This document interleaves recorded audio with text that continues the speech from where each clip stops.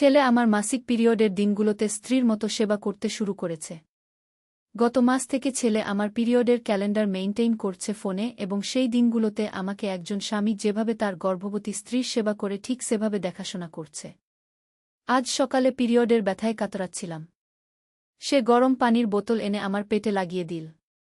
তারপর আমার জন্য বিশেষ চা বানিয়ে এনে দিল। বলল, মা তুমি বিশ্রাম নাও, আজ সব কাজ আমি করব। দুপুরে আমার জন্য পুষ্টিকর খাবার বানিয়ে খাওয়াল। সন্ধ্যায় আমার পা মেসেজ করে দিল। রাতে আমার পাশে শুয়ে পেটে হাত বুলিয়ে দিতে লাগল। আমি জিজ্ঞেস করলাম, কেন এত যত্ন নিচ্ছিস? সে আমার কপালে চুমু দিয়ে বলল, কারণ আমি তোমার স্বামী। একজন পুরুষ তার স্ত্রীর কষ্টের সময় এভাবেই পাশে থাকে। আমার গলা শুকিয়ে গেল। সে আরও বলল, মা আমি তোমার শরীরের সব প্রয়োজন বুঝি। তুমি আমার স্ত্রী হয়ে যাও, আমি সারা জীবন তোমার এভাবে যত্ন নেব। পিরিয়ডের ব্যথার চেয়ে তার কথাগুলো বেশি কষ্ট দিচ্ছিল। তার হাতের স্পর্শে আমার শরীর কাঁপছিল। এই গল্পটি সম্পূর্ণ শুনলে আপনাদের পানি অটোমেটিক বের হয়ে যাবে, সো যত দ্রুত সম্ভব হাতের কাছে টিস্যু নিয়ে বসে পড়ো। বিছানার চাদর যেন নষ্ট না হয় সেটা সম্পূর্ণ খেয়াল রাখার অনুরোধ জানিয়ে গল্পটি এখন শুরু করব। তার আগে সর্বশেষ অনুরোধ, দয়া করে এমন পানি বের করার গল্প নিয়মিত শুনতে আমাদের চ্যানেলটি সকলেই সাবস্ক্রাইব করুন। ধন্যবাদ। হ্যালো বন্ধুরা, আমার নাম মিথিলা সেন। আমার বয়স 39 বছর। আমার স্বামীর নাম প্রদীপ সেন, বয়স 52 বছর। আমাদের 2 সন্তান, রাহুল আর পূজা। রাহুল 21 বছর বয়সী, ইউনিভার্সিটিতে পড়ে।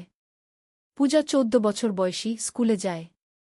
গত সপ্তাহ থেকে রাহুলের আচরণে একটা অদ্ভুত পরিবর্তন লক্ষ্য করছিলাম। সে আমার প্রতি এমনভাবে যত্ন নিতে শুরু করেছে যেটা একজন ছেলের পক্ষে তার মায়ের প্রতি স্বাভাবিক নয়। প্রথমে ভেবেছিলাম হয়তো কোনো গার্লফ্রেন্ডের কাছ থেকে শিখেছে। কিন্তু তার যত্নের ধরন দেখে মনে হচ্ছিল এ যেন কোনো স্বামীর আচরণ। গতকাল সকালে ঘুম থেকে উঠে দেখি রাহুল আমার জন্য বিছানায় চা নিয়ে এসেছে। এটা সে আগে কখনো করত না। আমি অবাক হয়ে জিজ্ঞেস করলাম, রাহুল তুই এসব কি করছিস? সে হেসে বলল, মা তুমি অনেক পরিশ্রম করো। আমার উচিত তোমার যত্ন নেওয়া। তার কথায় কিছু একটা লুকানো মনে হল। দিনভর সে আমার আশেপাশে ঘুরঘুর করতে লাগল। আমি রান্নাঘরে যেতেই সে দৌড়ে এসে বলল, মা তুমি বসো, আমি রান্না করি। আমি বললাম, না রাহুল, তোর পড়াশোনা আছে কি? সে বলল, পড়াশোনার চেয়ে তোমার যত্ন নেওয়া বেশি জরুরি। সন্ধেবেলা প্রদীপ অফিস থেকে ফিরল। রাহুল তখনও আমার পাশে বসেছিল। প্রদীপ জিজ্ঞেস করল, রাহুল তুই আজকাল এত বেশি মায়ের কাছে থাকিস কেন? রাহুল বলল, বাবা মা একা থাকে। আমার উচিত তার সাথে সময় কাটানো। রাতে খাওয়ার সময় রাহুল আমার প্রিয় খাবারগুলো আমার প্লেটে তুলে দিতে লাগল। প্রদীপ বলল, এত যত্ন তো আমিও করি না। রাহুল বলল, বাবা তুমি তো সারাদিন অফিসে থাক, মায়ের দেখভাল করার দায়িত্ব আমার। পূজা বলল, দাদা তুমি মায়ের সাথে কি করছ? দেখতে তো বিয়ের পরে স্বামী স্ত্রীর মতো লাগছে। রাহুলের মুখ লাল হয়ে গেল। সে বলল, পূজা তুই কি বলছিস? আমি তো শুধু মায়ের যত্ন নিচ্ছি। রাতে শুতে যাওয়ার সময় রাহুল আমার রুমে এসে বলল, মা তোমার কোনো অসুবিধা হলে আমাকে ডাকবে। আমি বললাম, রাহুল তুই তো আগে এসব করতিস না, হঠাৎ কি হলো? সে বলল, মা আমি বুঝতে পারছি তুমি অনেক কষ্ট করো। একটা ছেলে হিসেবে আমার উচিত তোমার পাশে থাকা। পরের দিন সকালে ঘুম থেকে উঠে দেখি আমার ড্রেসিং টেবিলের উপর একটা চিরকুট রাখা। লেখা ছিল, প্রিয়তমা মিথিলা তুমি আমার জীবনের সবচেয়ে গুরুত্বপূর্ণ মানুষ। আমি তোমার সবরকম যত্ন নিতে চাই। তোমার রাহুল। চিরকুটটা পড়ে আমার হাত কাঁপতে লাগল। এ যেন কোনো প্রেমিকের চিঠি। রাহুল তখন রান্নাঘরে নাস্তা তৈরি করছিল। আমি তার কাছে গিয়ে চিরকুটটা দেখিয়ে বললাম, রাহুল এটা কি? সে লজ্জিত হয়ে বলল, মা আমি শুধু বলতে চেয়েছি যে তুমি আমার কাছে খুব গুরুত্বপূর্ণ। দিনের পর দিন রাহুলের এই আচরণ বাড়তে থাকল। সে আমার জন্য ফুল কিনে আনতে শুরু করল। আমার প্রিয় গান বাজিয়ে রাখত। আমি যখন ঘরের কাজ করতাম সে আমার পাশে দাঁড়িয়ে থাকত। একদিন পূজা আমার কাছে এসে বলল, মা দাদার সাথে তোমার সম্পর্কটা কি? দেখতে তো নতুন বিবাহিত দম্পতির মতো লাগে। আমি বললাম, পূজা এসব কি বলছিস? রাহুল আমার ছেলে। পূজা বলল, কিন্তু মা দাদা তোমার সাথে যেভাবে আচরণ করে সেটা একজন স্বামীর মতো। রাতে প্রদীপের সাথে এই নিয়ে কথা বললাম। প্রদীপ বলল, মিথিলা রাহুল এখন যুবক, হয়তো কোনো মানসিক পরিবর্তনের মধ্য দিয়ে যাচ্ছে। আমি বললাম, কিন্তু তার আচরণটা স্বাভাবিক মনে হচ্ছে না। প্রদীপ বলল, আমি তার সাথে কথা বলব। পরের দিন প্রদীপ রাহুলকে ডেকে নিয়ে অনেকক্ষণ কথা বলল। কথা শেষে রাহুল কান্না করতে করতে আমার কাছে এল। বলল, মা, বাবা বলেছে আমি তোমার সাথে ভুল আচরণ করছি। কিন্তু আমি তো শুধু তোমাকে ভালোবাসি গুই। আমি বললাম, রাহুল, ভালোবাসা মানে এই নয় যে তুমি আমার সাথে একজন স্বামীর মতো আচরণ করবে। আমি তোমার মা। রাহুল বলল, কিন্তু মা, আমি যখন তোমার যত্ন নিই তখন খুব ভালো লাগে। মনে হয় আমি তোমার সবচেয়ে কাছের মানুষ গো। সেদিন রাতে রাহুলের রুম থেকে কান্নার আওয়াজ পেলাম। গিয়ে দেখি সে বালিশে মুখ গুজে কাঁদছে।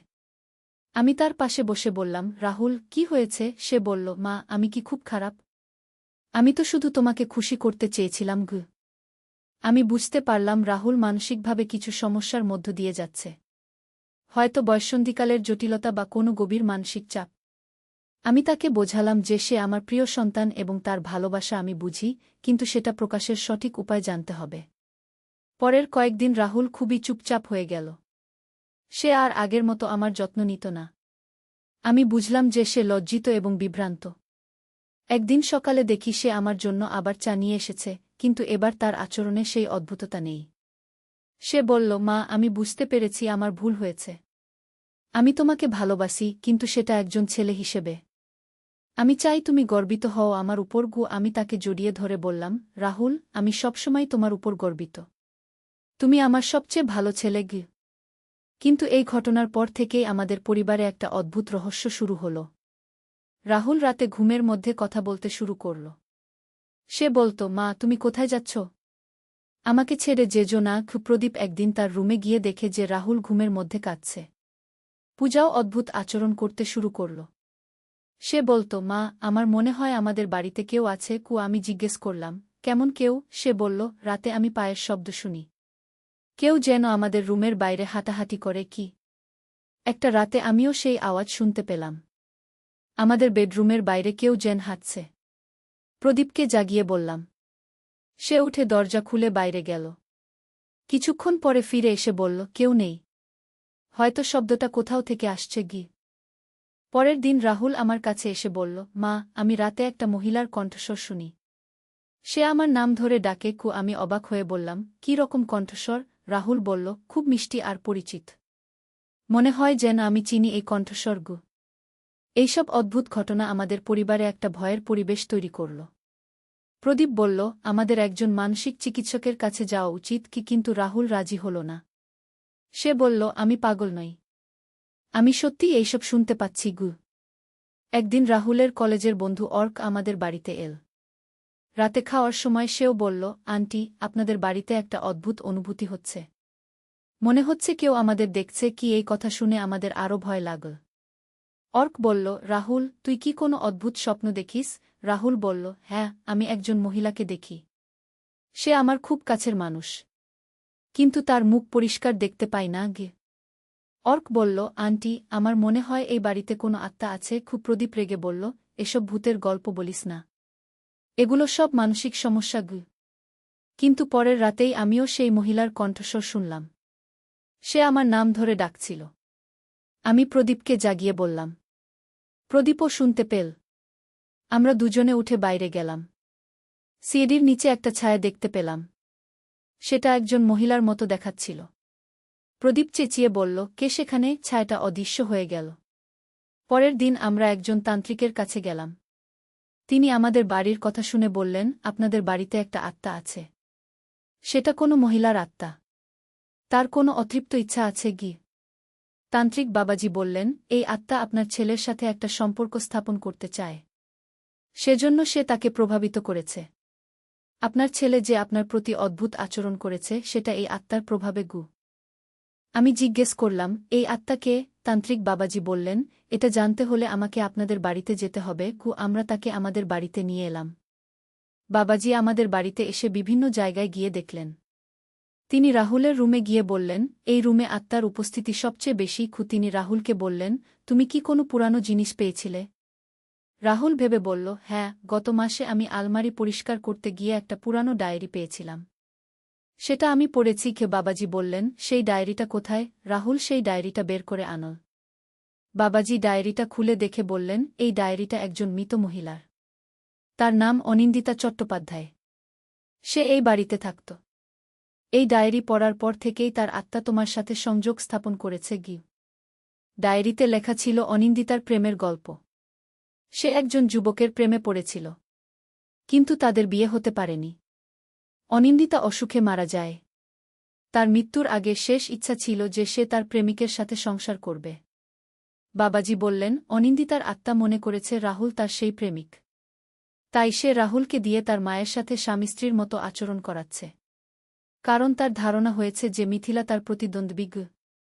আমি ভয় পেয়ে বললাম, তাহলে এখন কি করব? বাবাজি বললেন, এই ডায়েরি পুড়িয়ে ফেলতে হবে এবং অনিন্দিতার আত্মাকে শান্তি দিতে হবে। তিনি একটা পুজোর ব্যবস্থা করলেন। পুজোর সময় অনিন্দিতার আত্মা রাহুলের শরীরে ভর করল। রাহুল মহিলাদের মতো কথা বলতে শুরু করল। সে বলল, আমি রাহুলকে ভালোবাসি, আমি তাকে ছাড়তে পারব না। বাবাজি মন্ত্র পড়ে আত্মাকে শান্ত করার চেষ্টা করলেন। অনিন্দিতার আত্মা বলল, আমি এতদিন একা ছিলাম। রাহুল আমার একমাত্র সঙ্গী। আমি চাই সে আমার স্বামী হোক। বাবাজি বললেন, অনিন্দিতা, তুমি মৃত। তোমার এই জগতে থাকার কোনো অধিকার নেই।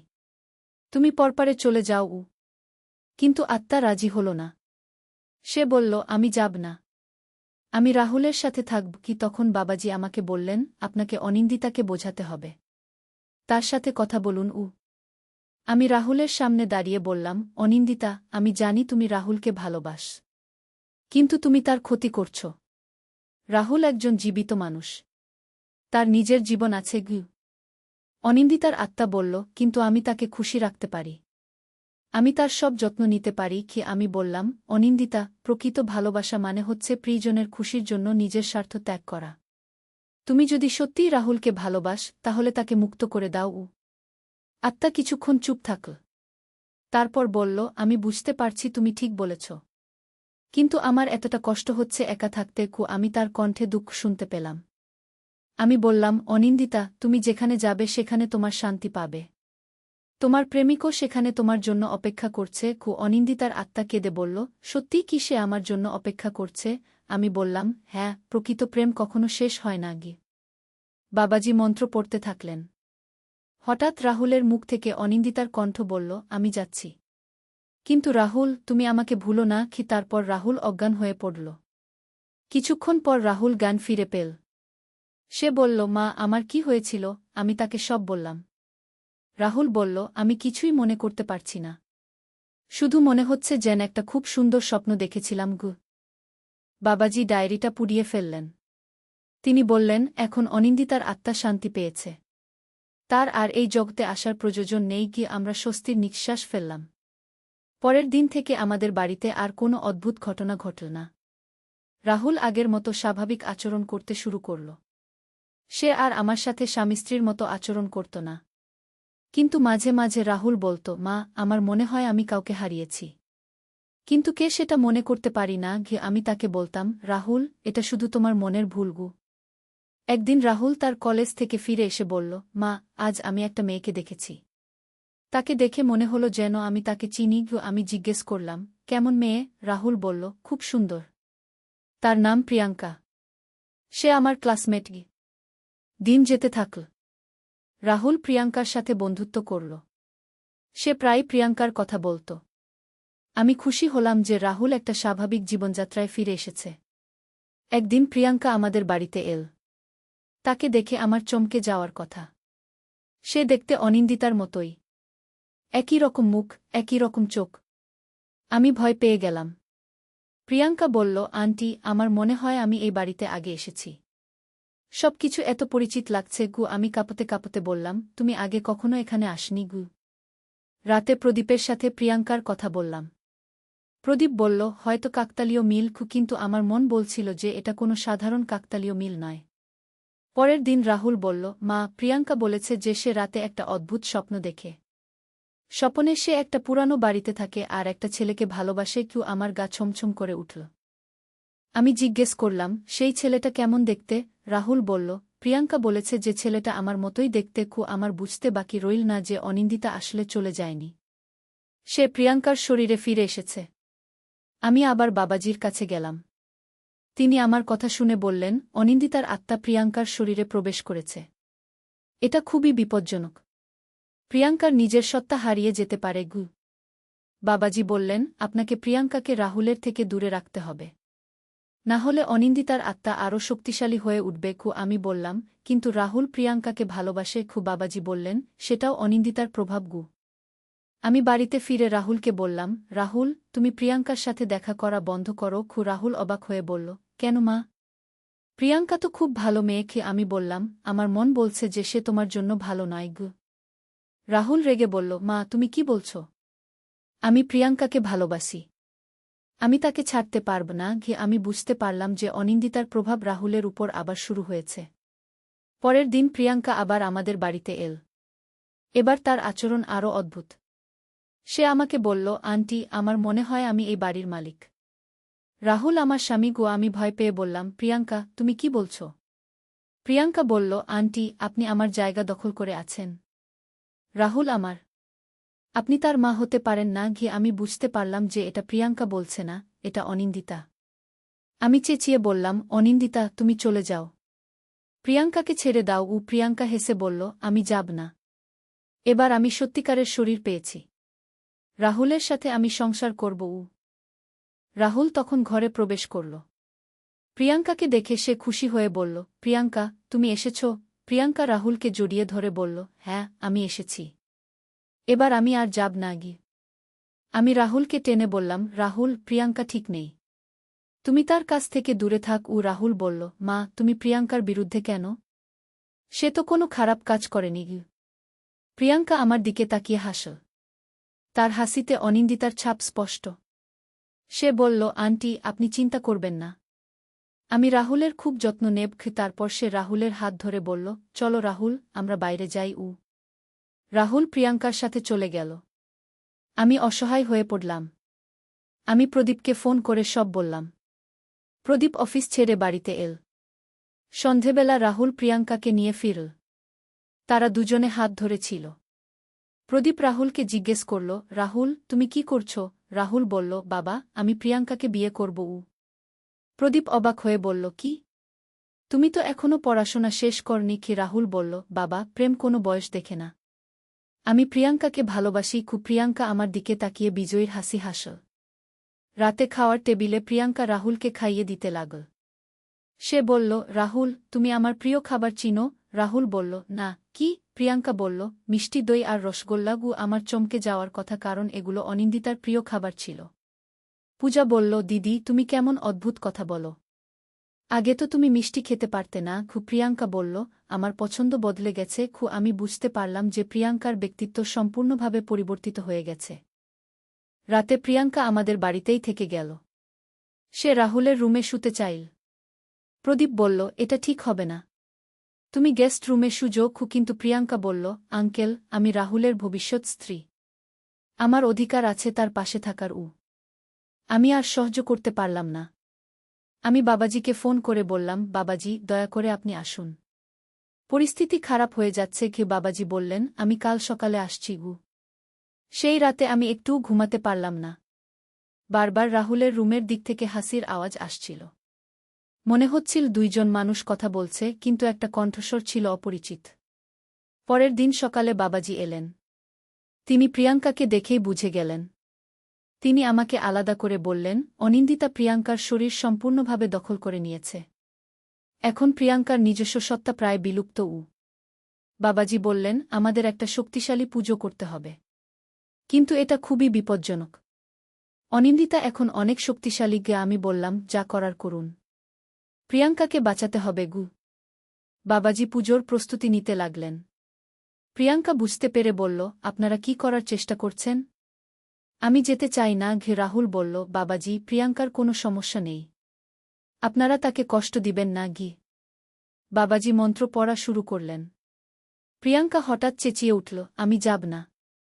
রাহুল আমার। তার কণ্ঠস্বর সম্পূর্ণ পরিবর্তিত হয়ে গেল। এটা এখন অনিন্দিতার কণ্ঠস্বর। অনিন্দিতা প্রিয়াঙ্কার শরীর দিয়ে রাহুলকে জড়িয়ে ধরল। বলল, রাহুল, তুমি আমাকে ছাড়বে না তো? আমি তোমার জন্য এতদিন অপেক্ষা করেছি। রাহুল বিভ্রান্ত হয়ে বলল, প্রিয়াঙ্কা, তুমি কি বলছ? বাবাজি জোরে মন্ত্র পড়তে লাগলেন। অনিন্দিতা চেঁচিয়ে বলল, তোমরা আমাকে আলাদা করতে পারবে না। আমি এবার সত্যিকারের শরীর পেয়েছি। তারপর সে প্রিয়াঙ্কার শরীর নিয়ে পালানোর চেষ্টা করল। প্রদীপ প্রিয়াঙ্কাকে ধরে রাখল। অনিন্দিতা চেঁচিয়ে বলল, ছাড়ো আমাকে। আমার স্বাধীনতার অধিকার আছে। বাবাজি বললেন, তুমি মৃত। তোমার এই জগতে কোনো অধিকার নেই গি। পুজো চলতে থাকল।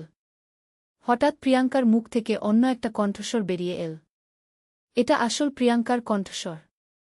সে দুর্বল স্বরে বলল, আন্টি, আমাকে বাঁচান। আমি অন্ধকারে আটকে আছি। আমি বুঝতে পারলাম যে আসল প্রিয়াঙ্কা এখনও বেঁচে আছে। আমি বললাম, প্রিয়াঙ্কা, তুমি শক্তিশালী হও। অনিন্দিতার বিরুদ্ধে লড়াই করো। খুব প্রিয়াঙ্কা বলল, আমি চেষ্টা করছি। কিন্তু সে খুব শক্তিশালী গু। বাবাজি আরও জোরে মন্ত্র পড়লেন। অনিন্দিতার কণ্ঠস্বর আবার বেরিয়ে এল। সে বলল, আমি হার মানব না। রাহুল আমার। রাহুল কান্না করে বলল, প্রিয়াঙ্কা, তুমি ঠিক হয়ে যাও। পুজো প্রায় 3 ঘণ্টা চল। অবশেষে অনিন্দিতার কণ্ঠস্বর দুর্বল হয়ে এল। সে বলল, আমি যাচ্ছি। কিন্তু রাহুল, আমি তোমাকে ভুলব না কি? তারপর প্রিয়াঙ্কা অজ্ঞান হয়ে পড়ল। কিছুক্ষণ পর প্রিয়াঙ্কা জ্ঞান ফিরে পেল। সে দুর্বল স্বরে বলল, আন্টি, আমি কোথায়? আমার কি হয়েছিল? আমি বুঝতে পারলাম যে আসল প্রিয়াঙ্কা ফিরে এসেছে। বাবাজি বললেন, অনিন্দিতার আত্মা এবার সত্যিকারের শান্তি পেয়েছে। সে আর ফিরে আসবে না। আমরা সবাই স্বস্তির নিঃশ্বাস ফেললাম। প্রিয়াঙ্কা বলল, আন্টি, আমার মনে আছে যে আমি রাহুলের সাথে অদ্ভুত আচরণ করেছি। আমি সেগুলোর জন্য দুঃখিত। আমি বললাম, প্রিয়াঙ্কা, সেটা তোমার দোষ নয়। রাহুল প্রিয়াঙ্কার পাশে বসে বলল, প্রিয়াঙ্কা, তুমি ঠিক আছো তো? প্রিয়াঙ্কা বলল, হ্যাঁ রাহুল, আমি ঠিক আছি। কিন্তু আমার মনে হচ্ছে যেন আমি একটা খুব ভয়ানক দুঃস্বপ্ন দেখেছি। এরপর আমাদের জীবন স্বাভাবিক হয়ে গেল। রাহুল এবং প্রিয়াঙ্কার মধ্যে একটা সুন্দর সম্পর্ক গড়ে উঠল। তারা পড়াশোনা শেষ করার পর বিয়ে করার প্ল্যান করল। কিন্তু মাঝে মাঝে রাহুল বলতো, মা, আমার মনে হয় আমি কোনো একটা সুন্দর স্মৃতি হারিয়েছি। আমি তাকে বলতাম, রাহুল, কিছু স্মৃতি হারিয়ে ফেলাই ভালো গো। আজ প্রায় 2 বছর পার হয়ে গেছে। রাহুল এবং প্রিয়াঙ্কার বিয়ে হয়েছে। তারা খুশিতে আছে। আমাদের বাড়িতে আর কোনো অদ্ভুত ঘটনা ঘটেনি। কিন্তু কখনো কখনো রাতের নিস্তব্ধতায় আমার মনে হয় যেন দূর থেকে কেউ গান গাইছে। একটা মিষ্টি কণ্ঠস্বর। আমি জানি সেটা অনিন্দিতার কণ্ঠস্বর। কিন্তু এখন সেই গান শোনাচ্ছে না দুঃখের, শোনাচ্ছে শান্তির। হয়তো অনিন্দিতা অবশেষে তার প্রেমিকের সাথে মিলিত হয়েছে পরপারে। এবং এখন সে খুশি। আমি মনে মনে প্রার্থনা করি যে অনিন্দিতা চিরকাল শান্তিতে থাকুক। এই ছিল আমাদের অদ্ভুত অভিজ্ঞতার গল্প। একটা প্রেমের গল্প যা মৃত্যুর পরেও শেষ হয়নি। কিন্তু অবশেষে প্রেম তার সঠিক পথ খুঁজে নিয়েছে। জীবিত এবং মৃতদের মধ্যে একটা সীমারেখা আছে যেটা কখনো অতিক্রম করা উচিত নয়। অনিন্দিতা সেটা বুঝতে পেরেছিল এবং নিজের ইচ্ছায় সেই সীমারেখা মেনে নিয়েছিল। নূরের আলো। একটি ইসলামিক গল্প। প্রথম অধ্যায়, শুরুর কথা। অনেক দিন আগের কথা। একটি ছোট্ট গ্রামে বাস করত এক দরিদ্র পরিবার। বাবার নাম আব্দুর রহমান, মায়ের নাম ফাতিমা। তাদের একমাত্র সন্তান ছোট্ট হাসান। বয়স মাত্র 10 বছর। কিন্তু এই 10 বছরের শিশুটির মধ্যে ছিল অসাধারণ এক আধ্যাত্মিক শক্তি। হাসানের জন্ম থেকেই পরিবারটি লক্ষ্য করেছিল যে এই শিশুটি অন্য সব শিশুদের চেয়ে আলাদা। সে কখনো মিথ্যা কথা বলত না, কখনো কারো সাথে খারাপ ব্যবহার করত না। প্রতিদিন 5 ওয়াক্ত নামাজ আদায় করত নিয়মিত। কুরআন তেলাওয়াত করার সময় তার চোখ দিয়ে পানি গড়িয়ে পড়ত। গ্রামের মানুষেরা প্রথমে ভাবত এটা হয়তো বাচ্চাদের স্বাভাবিক আবেগ। কিন্তু সময়ের সাথে সাথে তারা বুঝতে পারল যে হাসানের মধ্যে আছে কিছু বিশেষত্ব। একদিন গ্রামে খুব খরা দেখা দিল।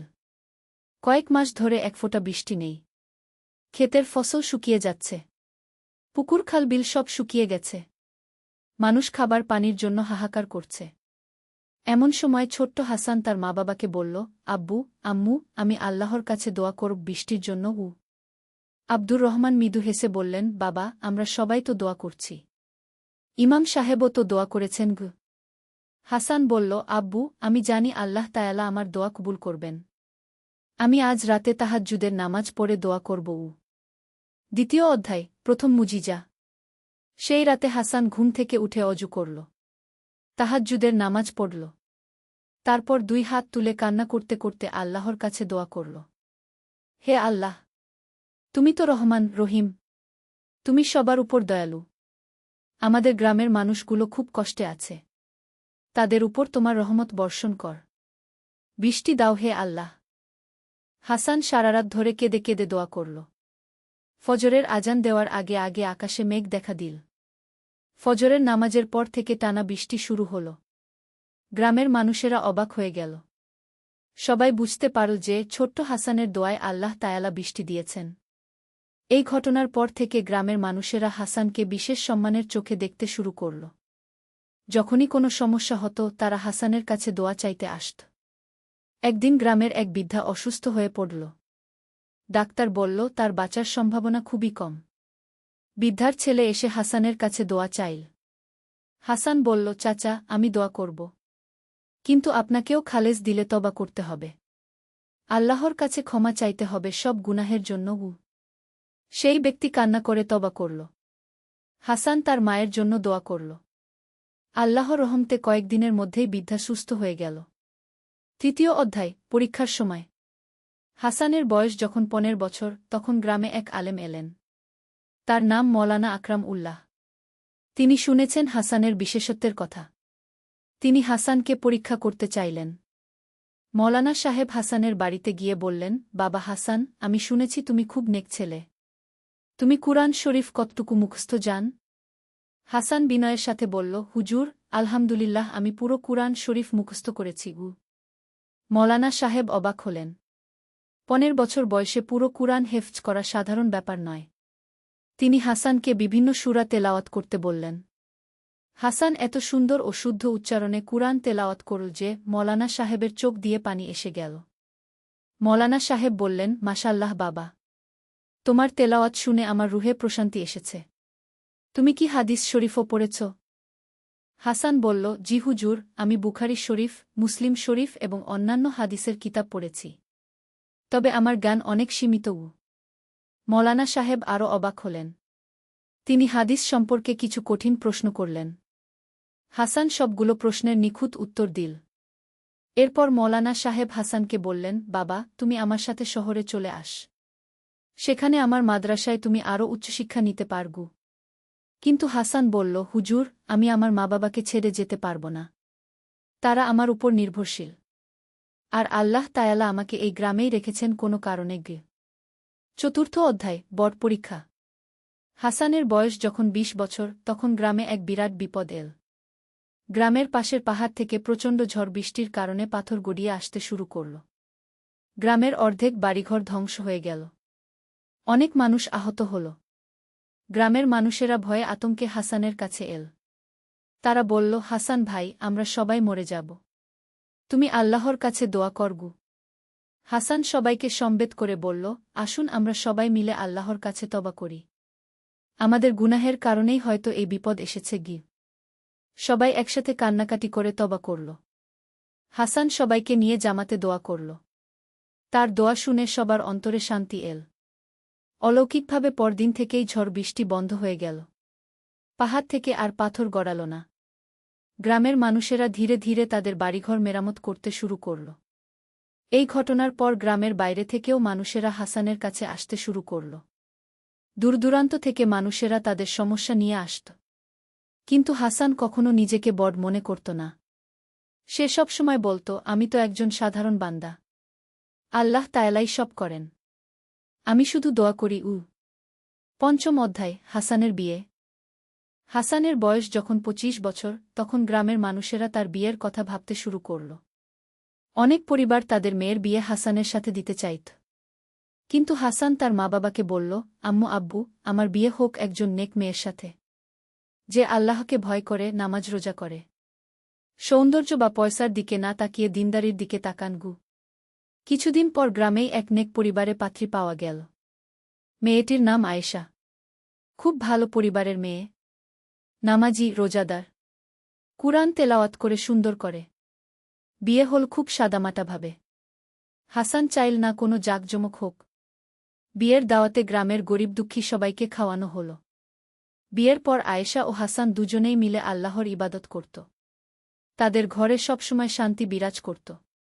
ষষ্ঠ অধ্যায়, সন্তানের জন্ম। বিয়ের 2 বছর পর আয়েশার গর্ভে সন্তান এল। হাসান খুব খুশি হল।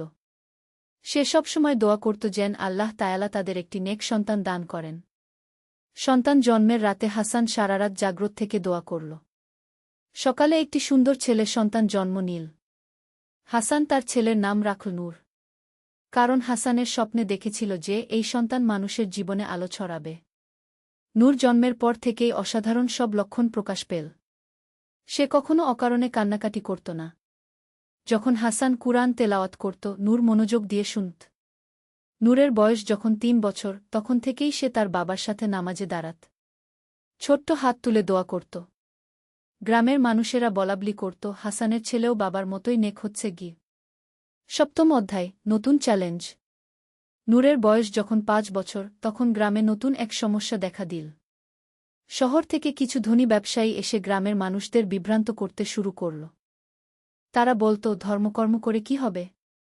টাকা পয়সা কামাও, ভোগবিলাস কর, জীবনটা উপভোগ কর। কিছু তরুণ তাদের কথায় প্রভাবিত হতে শুরু করল। তারা নামাজ কালাম ছেড়ে দিয়ে পার্টি করতে শুরু করল। হাসান এই দেখে খুব চিন্তিত হল।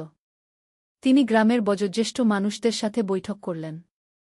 হাসান বললেন, আমাদের তরুণদের সঠিক পথে ফিরিয়ে আনতে হবে। আমি তাদের সাথে কথা বলব। হাসান সেই তরুণদের ডেকে বসাল। তাদের সাথে নরম সুরে কথা বলল। বোঝানোর চেষ্টা করল যে দুনিয়ার সুখ ক্ষণস্থায়ী। আখেরাতের জন্য প্রস্তুতি নিতে হবে।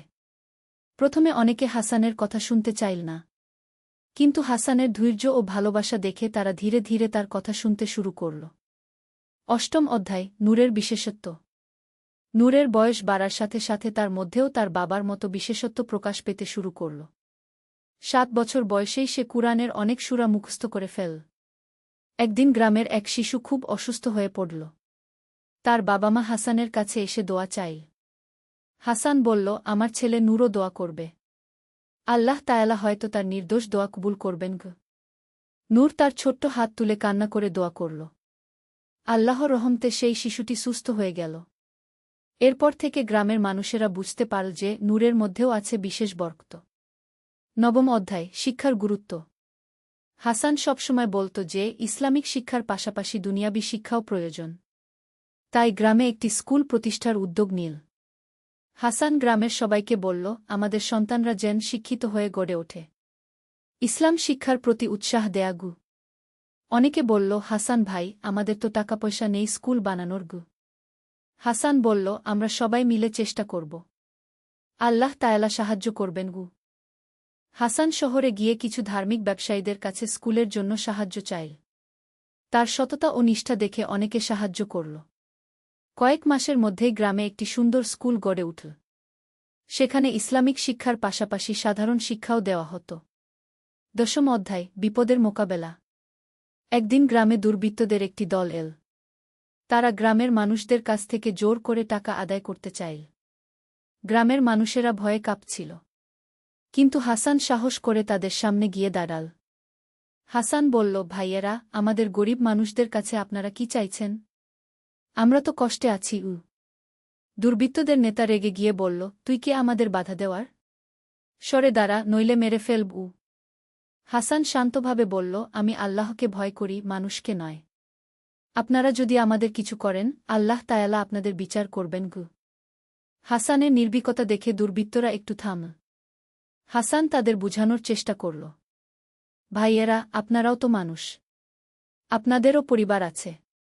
ভুল কাজ করে আপনারা কি পাবেন? আল্লাহর কাছে তওবা করুন গু। হাসানের কথা শুনে দুর্বৃত্তদের মধ্যে একজন কান্না করে ফেল। সে বলল, আমি এই কাজ আর করতে পারি না গি। অন্যরা তাকে থামানোর চেষ্টা করল। কিন্তু ধীরে ধীরে তাদের সবার মন পরিবর্তন হয়ে গেল। একাদশ অধ্যায়, পরিবর্তনের শক্তি। সেই দুর্বৃত্তদের মধ্যে যে ব্যক্তিটি কেঁদেছিল তার নাম ছিল করিম। সে হাসানের কাছে এসে বলল, ভাই, আমি তওবা করতে চাই। আমি অনেক খারাপ কাজ করেছি। হাসান তাকে বুকে জড়িয়ে ধরল। বলল, করিম ভাই, আল্লাহ তায়ালা তওবাকারীকে খুব ভালোবাসেন। আপনি সত্যিকারের তওবা করুন গ। করিম কান্নায় ভেঙে পড়ল। সে সব অন্যায়ের জন্য আল্লাহর কাছে ক্ষমা চাইল। হাসান তাকে দোয়া করে দিল। পরদিন থেকে করিম গ্রামেই থেকে গেল। সে সৎ পথে জীবিকা নির্বাহ করতে শুরু করল। তার পরিবর্তন দেখে অন্য দুর্বৃত্তরাও ভাবতে শুরু করল। একজন একজন করে তারা সবাই ভুল পথ ছেড়ে দিল। কেউ গ্রামেই থেকে গেল, কেউ নিজ এলাকায় ফিরে গিয়ে সৎ জীবনযাপন শুরু করল। এই ঘটনার পর গ্রামের মানুষেরা আরও বেশি করে হাসানকে সম্মান করতে শুরু করল। তারা বুঝল যে হিংসাক্রোধ দিয়ে নয়, ভালোবাসা ও দয়া দিয়েই মানুষের মন জয় করা যায়। দ্বাদশ অধ্যায়, জ্ঞানের আলো। নূরের বয়স যখন 10 বছর, তখন হাসান তাকে শহরের একটি ভালো মাদ্রাসায় ভর্তি করানোর চিন্তা করল। কিন্তু নূর বলল, আব্বু, আমি আপনার কাছেই থেকে পড়াশোনা করব। আপনি যা জানেন তাই তো আমার জন্য যথেষ্ট। হাসান বলল, বাবা, জ্ঞানের কোনো শেষ নেই। তুমি যত বেশি পড়বে তত বেশি শিখবে গু। কিন্তু নূর জিদ ধরল। সে বলল, আব্বু, আমি এই গ্রামের মানুষদের সেবা করতে চাই। আপনার মতো তাদের দুঃখকষ্ট দূর করতে চাই। হাসান নূরের কথা শুনে খুশি হল। তার ছেলের মধ্যে সেবার মনোভাব দেখে সে গর্বিত হল। হাসান বলল, ঠিক আছে বাবা। তাহলে আমি তোমাকে ঘরে বসেই সব শেখাব। কিন্তু তোমাকে খুব মনোযোগ দিয়ে পড়তে হবে গু। এরপর থেকে হাসান নূরকে কুরআন, হাদিস, ফিকহ, আকীদা সব বিষয়ে শিক্ষা দিতে শুরু করল। নূর ছিল খুবই মেধাবী। যা একবার শেখানো হতো সেটা সে কখনো ভুলত না। ত্রয়োদশ অধ্যায়, দানের মহত্ব। হাসানের পরিবার যদিও গরিব ছিল, কিন্তু তারা সবসময় দানস্তকা করত। যখনই কেউ সাহায্য চাইতে আসত, হাসান কিছু না কিছু দিত। একদিন এক বিধবা মহিলা এসে বলল, হাসান ভাই, আমার কোনো খাবার নেই। সন্তানরা ক্ষুধায় কাঁদছে গু। সেদিন হাসানের ঘরেও খাবার ছিল খুবই কম। কিন্তু সে তার নিজের পরিবারের খাবারের অর্ধেকটা সেই মহিলাকে দিয়ে দিল। আয়েশা প্রথমে একটু চিন্তিত হল। কিন্তু হাসান বলল, আয়েশা, আল্লাহ তায়ালা বলেছেন, তোমরা দান কর, আমি তোমাদের দেব। আল্লাহ আমাদের রিজিকের গ্যারান্টি দিয়েছেন গু। সত্যিই পরদিনই গ্রামের এক ধনী ব্যক্তি হাসানকে কিছু চালডাল উপহার দিল। সে বলল, হাসান ভাই, আপনার দানের কথা শুনেছি। আল্লাহর খাতিরে এটুকু গ্রহণ করুন গো। নূর এই ঘটনা দেখে শিখল যে দান করলে আল্লাহ তায়ালা আরও বেশি দেন। চতুর্দশ অধ্যায়, কঠিন সময়। নূরের বয়স যখন 12 বছর, তখন হাসানের বাবা আব্দুর রহমান অসুস্থ হয়ে পড়লেন। ডাক্তার বলল, তার অবস্থা খুবই খারাপ। হাসান রাতদিন তার বাবার সেবা করতে লাগল। নূরও দাদার সেবায় সর্বক্ষণ লেগে থাকত। আব্দুর রহমান হাসানকে ডেকে বললেন, বাবা হাসান, আমি চলে যাব। তুমি এই গ্রামের মানুষদের সেবা করে যেও। নূরকে ভালো করে শিক্ষা দিয়ে গড়ে তোলব। হাসান কান্নায় ভেঙে পড়ল। বলল, আব্বু, আপনি ভালো হয়ে যাবেন। আমি দোয়া করছি। আব্দুর রহমান মৃদু হেসে বললেন, বাবা, মৃত্যু তো আল্লাহর ইচ্ছা। আমি আল্লাহর কাছে চলে যেতে প্রস্তুত। তুমি কান্নাকাটি করো না। আল্লাহর ফয়সালা রাজি থাকু। কয়েকদিন পর আব্দুর রহমান ইন্তেকাল করলেন। হাসান ধৈর্যের সাথে এই শোক সহ্য করল। সে জানত যে আল্লাহ যা করেন সেটাই ভালো। পঞ্চদশ অধ্যায়, নূরের দায়িত্ব। দাদার মৃত্যুর পর নূর আরও বেশি গম্ভীর হয়ে গেল। সে বুঝতে পারল যে এখন তার বাবার পাশে দাঁড়ানোর সময় এসেছে। নূর তার বাবাকে বলল, আব্বু, এখন থেকে আমিও আপনার সাথে গ্রামের মানুষদের সেবা করব। আমি প্রস্তুত। হাসান নূরের দিকে তাকিয়ে মৃদু হাসল। বলল, তুমি এখনো ছোট বাবা। আরেকটু বড় হওই। কিন্তু নূর বলল, আব্বু, বয়সে আমি ছোট হতে পারি, কিন্তু আল্লাহর রহমতে আমার মধ্যে বুদ্ধি আছে। আমি চাই গ্রামের বাচ্চাদের পড়াশোনা শেখাতে গু। হাসান নূরের কথায় রাজি হল। নূর গ্রামের ছোট ছোট বাচ্চাদের কুরআন শরীফ ও বাংলা গণিত শেখানো শুরু করল। ছোট্ট নূরের পড়ানোর ধরন ছিল খুবই আকর্ষণীয়। সে গল্পের ছলে শিক্ষা দিত। বাচ্চারা তার কথা মনোযোগ দিয়ে শুনত। ষোড়শ অধ্যায়, নতুন সংকট। নূরের বয়স যখন 15 বছর, তখন গ্রামে আরেকটি বড় সমস্যা দেখা দিল। দুটি পরিবারের মধ্যে জমি নিয়ে বিরোধ শুরু হল। একদিকে ছিল করিম সাহেবের পরিবার, অন্যদিকে রহিম সাহেবের পরিবার। তাদের মধ্যে বছরের পর বছর ধরে জমি নিয়ে বিবাদ চলছিল। এই বিবাদ এত বেড়ে গেল যে দুই পরিবারের সদস্যরা একে অপরের সাথে কথাই বলত না। গ্রামের মানুষেরা দুই ভাগে ভাগ হয়ে গেল। হাসান এই অবস্থা দেখে খুব চিন্তিত হল। সে বুঝল যে এই বিবাদ গ্রামের শান্তি নষ্ট করছে। হাসান প্রথমে করিম সাহেবের কাছে গেল। বলল, করিম ভাই, আপনি তো আল্লাহকে ভয় করেন। এই বিবাদ ভালো কিছু নয় গে। করিম বলল, হাসান ভাই, আমি তো ন্যায্য অধিকার চাইছি। ওই জমি আমার বাবার। তারপর হাসান রহিম সাহেবের কাছে গেল। তিনিও একই কথা বললেন। হাসান বুঝল যে আলাদা আলাদা কথা বলে কোনো সমাধান হবে না। সপ্তদশ অধ্যায় সমাধানের পথ। হাসান দুই পরিবারের সবাইকে মসজিদে ডেকে বসাল। সেখানে গ্রামের বয়োজ্যেষ্ঠ মানুষরাও উপস্থিত ছিল। হাসান প্রথমে কুরআনের একটি আয়াত তেলাওয়াত করল, আর মুমিনরা হল পরস্পর ভাই। তারপর বলল, ভাইয়েরা, আমরা সবাই এক আল্লাহর বান্দা। আমাদের মধ্যে এত বিবাদ কেন?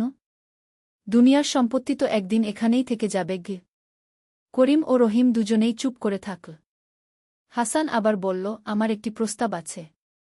সেই জমি দিয়ে একটি মক্তব বানানো হোক। এতে দুই পরিবারেরই সোয়াব হবে। প্রথমে দুজনেই এই প্রস্তাবে রাজি হল না, কিন্তু হাসান ধৈর্য ধরে তাদের বোঝানো শুরু করল। হাসান বলল, ভাবুন তো, আখেরাতে আল্লাহর কাছে কি বলবেন? আমি দুনিয়ার জমি নিয়ে লড়াই করেছি, নাকি বলবেন আমি শিক্ষার জন্য জমি দান করেছি? হাসানের কথা শুনে করিম সাহেবের চোখে পানি এল। তিনি বললেন, হাসান ভাই, আপনি ঠিক বলেছেন। আমি আমার অংশ দান করে দিচ্ছি। রহিম সাহেবও তখন বললেন, আমিও দান করছি। দুই পরিবার একে অপরের কাছে ক্ষমা চাইল। গ্রামে আবার শান্তি ফিরে এল। অষ্টাদশ অধ্যায় নূরের বিয়ে। নূরের বয়স যখন ২০ বছর, তখন হাসান তার বিয়ের কথা ভাবতে শুরু করল। কিন্তু নূর বলল, আব্বু, আমি এখনো বিয়ে করতে চাই না। আরও কয়েক বছর গ্রামের সেবা করতে চাই। হাসান বলল, বাবা, বিয়ে করা সুন্নত। তুমি বিয়ে করে আরও ভালো মানুষ হয়ে উঠবে। নূর তার বাবার কথা মেনে নিল। অনেক খোঁজাখুঁজির পর পাশের গ্রামে একটি ভালো পরিবারে পাত্রী পাওয়া গেল। মেয়েটির নাম খাদিজা। খুব নেকবাক্ত মেয়ে। কুরআন হাদিস জানে, সেলাইকাটাইও জানে। নূরের বিয়ে হল খুব সাদাসিধে ভাবে। বিয়ের পর নূর ও খাদিজা দুজনে মিলে গ্রামের মেয়েদের শিক্ষার জন্য কাজ করতে শুরু করল। খাদিজা গ্রামের মেয়েদের কুরআন শিক্ষা দিত, আর নূর ছেলেদের। এভাবে গ্রামে শিক্ষার আলো ছড়িয়ে পড়ল। ২১ অধ্যায় হাসানের অসুস্থতা। নূরের বিয়ের কয়েক বছর পর হাসান অসুস্থ হয়ে পড়ল। বয়স হয়েছে, শরীর দুর্বল হয়ে গেছে। হাসান নূরকে ডেকে বলল, বাবা নূর, আমার সময় হয়তো শেষ হয়ে আসছে। তুমি এখন গ্রামের দায়িত্ব নাও। নূর কান্না করে বলল, আব্বু, আপনি ভালো হয়ে যাবেন। আমি দোয়া করব। হাসান বলল, বাবা, মৃত্যু তো সবার আসবে। তুমি কান্না কর না। আমি যা শিখিয়েছি তা অন্যদের শেখাও। গ্রামের মানুষদের সেবা করক। নূর প্রতিদিন তার বাবার সেবায় লেগে থাকল। খাদিজাও শাশুড়ির পাশাপাশি হাসানের সেবা করত। হাসান তার জীবনের শেষ দিনগুলোতেও মানুষদের উপদেশ দিত। তার কাছে যারা আসত, তাদের সবাইকে ভালো পথের দিকে ডাকত। ২০ অধ্যায় হাসানের বিদায়। একদিন সকালে হাসান খুব দুর্বল হয়ে পড়ল। সে নূরকে ডেকে বলল, বাবা, আমি চলে যাব। তুমি আমার জন্য দোয়া করোগ। নূর কান্নায় ভেঙে পড়ল। কিন্তু হাসান তাকে সান্ত্বনা দিল। হাসান বলল, কান্না করো না বাবা। আমি আল্লাহর কাছে চলে যাচ্ছি। তুমি গ্রামের মানুষদের সেবা করো, দরিদ্রদের সাহায্য করো, সবার সাথে ভালো ব্যবহার করো। এরপর হাসান কালেমা পড়তে পড়তে শেষ নিঃশ্বাস ত্যাগ করল। গ্রামের সব মানুষ হাসানের জানাজায় অংশগ্রহণ করল। সবার চোখেই পানি। তারা একজন মহান মানুষকে হারিয়েছে। হাসানের মৃত্যুর পর নূর গ্রামের দায়িত্ব নিল। সে তার বাবার মতোই মানুষের সেবায় নিজেকে নিয়োজিত করল। ২১ অধ্যায় নূরের নেতৃত্ব। হাসানের মৃত্যুর পর নূর গ্রামের মানুষদের কাছে আরও প্রিয় হয়ে উঠল। তার বাবার মতোই সে সবার সমস্যার সমাধান করার চেষ্টা করত। একদিন গ্রামে বন্যা হল। অনেক বাড়িঘর পানিতে ডুবে গেল। নূর রাতদিন পরিশ্রম করে মানুষদের উদ্ধার কাজে সাহায্য করল। নূর গ্রামের যুবকদের সংগঠিত করে একটি স্বেচ্ছাসেবক দল গঠন করল। তারা যেকোনো বিপদে মানুষদের সাহায্য করত। নূরের স্ত্রী খাদিজাও মহিলাদের সংগঠিত করে দুর্গত মানুষদের খাবার ও কাপড়ের ব্যবস্থা করল। গ্রামের মানুষেরা বলাবলি করত, নূর ভাই তার বাবার মতোই। আল্লাহ তাকে দীর্ঘ জীবন দান করুন গো। ২২ অধ্যায় নূরের সন্তান। নূর ও খাদিজার ঘরে একটি সন্তান জন্ম নিল। তারা তার নাম রাখল হিদায়েত। কারণ তারা চাইত এই সন্তান মানুষদের সঠিক পথ দেখাবে। হিদায়েত জন্ম থেকেই খুব শান্ত স্বভাবের ছিল। নূর তাকে ছোটবেলা থেকেই ইসলামিক শিক্ষা দিতে শুরু করল। হিদায়েত যখন ৫ বছর বয়সে পদার্পণ করল তখন থেকেই সে দাদু হাসানের গল্প শুনতে খুব ভালোবাসত। নূর তার ছেলেকে বলত, বাবা, তোমার দাদু ছিল খুব নেক মানুষ। তুমিও তার মতো হতে চেষ্টা করোক। হিদায়েত বলত, আব্বু, আমিও দাদুর মতো মানুষদের সাহায্য করব। ৩ অধ্যায় শিক্ষার প্রসার। নূর তার বাবার স্বপ্নকে এগিয়ে নিয়ে যাওয়ার জন্য গ্রামে একটি বড় মাদ্রাসা প্রতিষ্ঠার উদ্যোগ নিল। সে শহরের বিভিন্ন দাতব্য সংস্থার কাছে সাহায্য চাইল। তার সততা ও নিষ্ঠা দেখে অনেকে সাহায্য করল। কয়েক বছরের প্রচেষ্টায় গ্রামে একটি সুন্দর মাদ্রাসা গড়ে উঠল। সেখানে দূর-দূরান্ত থেকে ছাত্ররা পড়তে আসত। নূর নিজেই সেখানে পড়াত। তার পড়ানোর ধরন ছিল খুবই আকর্ষণীয়। সে গল্পের মাধ্যমে কুরআন হাদিসের শিক্ষা দিত। মাদ্রাসার ছাত্ররা নূরকে খুব ভালোবাসত। তারা তাকে উস্তাদজি বলে ডাকত। ৪ অধ্যায় সমাজসেবা। নূর শুধু শিক্ষার ক্ষেত্রেই কাজ করত না, সমাজের অন্যান্য সমস্যার সমাধানেও তার ভূমিকা ছিল। একদিন গ্রামে একটি বিধবা মহিলার একমাত্র ছেলে গুরুতর অসুস্থ হয়ে পড়ল। তার চিকিৎসার জন্য অনেক টাকার প্রয়োজন। নূর গ্রামবাসীদের সাথে আলোচনা করে একটি তহবিল গঠন করল। সবাই মিলে চাঁদা দিয়ে সেই ছেলের চিকিৎসার ব্যবস্থা করল। এভাবে নূর গ্রামে একটি সামাজিক নিরাপত্তা ব্যবস্থা গড়ে তুলল। যার যখন প্রয়োজন হতো সবাই মিলে তার পাশে দাঁড়াত। ৫ অধ্যায় হিদায়েতের বেড়ে ওঠা। হিদায়েত বড় হতে হতে তার বাবা ও দাদুর মতো গুণাবলী প্রকাশ পেতে শুরু করল। সে মাত্র ১০ বছর বয়সেই কুরআনের অর্ধেক মুখস্থ করে ফেলেছিল। একদিন গ্রামের একটি শিশু হারিয়ে গেল। সবাই খুঁজে পেল না। হিদায়েত বলল, আব্বু, আমি দোয়া করি, আল্লাহ তাআলা সেই বাচ্চাকে ফিরিয়ে দেবেন গো। হিদায়েত কান্না করে দোয়া করল। কয়েক ঘণ্টা পরেই সেই শিশুকে নিরাপদে পাওয়া গেল। গ্রামের মানুষেরা বুঝল যে হিদায়েতের মধ্যেও তার দাদু ও বাবার মতো বিশেষ বরকত রয়েছে। ৬ অধ্যায় পরবর্তী প্রজন্ম। বছরের পর বছর এভাবে চলতে থাকল। নূরের পরিবার মানে হাসানের বংশধররা গ্রামে মানুষদের সেবায় নিজেদের নিয়োজিত রাখল। হিদায়েত বড় হয়ে বিয়ে করল। তারও একটি ছেলে হল। নাম রাখা হল নুরুল হুদা। এভাবে প্রজন্মের পর প্রজন্ম ধরে হাসানের পরিবার গ্রামের মানুষদের সেবা করে চল। তাদের প্রতিটি প্রজন্ম ছিল আগের চেয়ে আরও নেক ও আল্লাহভীরু। গ্রামটিও ধীরে ধীরে পরিবর্তিত হল। শিক্ষার আলো আলোকিত হয়ে গেল। অশিক্ষা, কুশিক্ষা, কুসংস্কার সব দূর হয়ে গেল।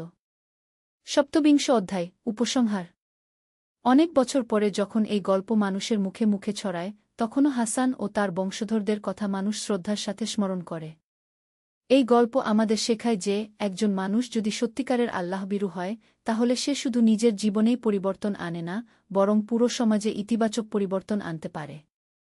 হাসানের জীবন থেকে আমরা শিখি সবর ও ধৈর্যের গুরুত্ব, দানের মাহাত্ম্য, শিক্ষার প্রয়োজনীয়তা, সমাজসেবার গুরুত্ব, পারিবারিক মূল্যবোধ, আল্লাহর প্রতি পূর্ণ আস্থা। তার ছেলে নূর ও নাতি হিদায়েতের জীবন দেখায় যে ভালো গুণাবলী কিভাবে বংশপরম্পরায় চলে যায়। শিক্ষণীয় বিষয়। এই গল্প থেকে আমাদের জীবনে প্রয়োগ করার মতো অনেক শিক্ষা পাওয়া যায়। ১. আল্লাহর প্রতি আস্থা। হাসান সবসময় আল্লাহর উপর ভরসা রাখত।